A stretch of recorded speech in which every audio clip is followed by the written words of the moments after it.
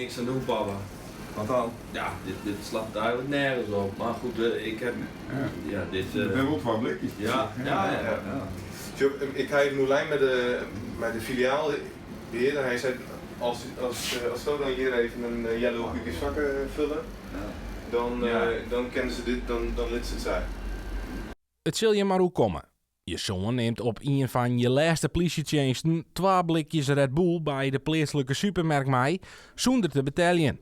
Het kwam bij wijkagent Harry van der Laan even rauw op het dak, maar doet er in de gaten hier dat het in scène zetten wie en het een afsluiter van zijn politiewerk budgetten, hoe hij er smakelijk om leidt. Ik.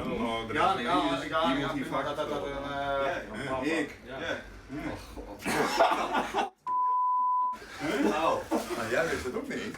Natuurlijk wel. Ja, maar jij wilde nooit richting Dokkum. Ik schrok wel. Ja, dat zag ik. Ja, dat is de laatste gebeurd. Ja. Hij had toen niet zijn dus vakken vullen. Ik denk, dan moet hij vakken vullen. Ik denk, ja, ik ga er niet tussen zitten wat jullie allemaal regelen. Van der Laan houdt mij 43 dienstjaren op als politieagent. De laatste 6 jaar wie hij wijkagent in Arnhem en omkrieten.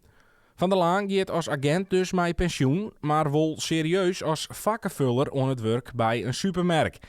Als compensatie mocht hij dat vak al even uitoefenen. Er is een taakstraf van Hoerke. Iemand die helpt je even met die fris.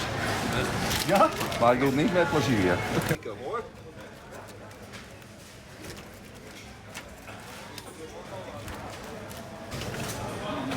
Zit ik in namens van Jumbo hoor, al even ook nog vast en even een bosje bloemen. Ja, wij is mooi werken, niet? Ja, Ja, ja. Hartstikke leuk.